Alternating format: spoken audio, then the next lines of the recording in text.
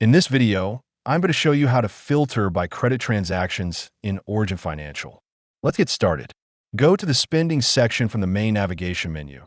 Then open your full transaction history where all account activity is listed.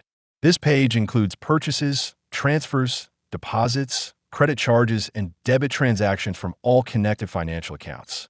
To narrow the list down, look for the filter option near the top of the transaction table and click on it. A filtering panel will appear with several sorting choices. Here, find the amount filter. Click on it, and you should see different options such as all types or all amounts.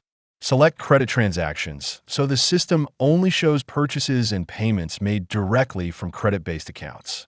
Once the credit filter is applied, the transaction list will refresh automatically and remove anything that does not match that selection. This makes it much easier to review credit card purchases, online payments, subscriptions, and other charged expenses without scrolling through unrelated transactions. You can also combine this with date filters, category filters, or merchant filters if you need a more specific spending review.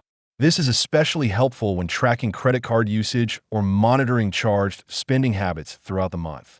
If you want to support our channel, feel free to use our affiliate link in the description below. Thanks for watching, and I will see you in my next video.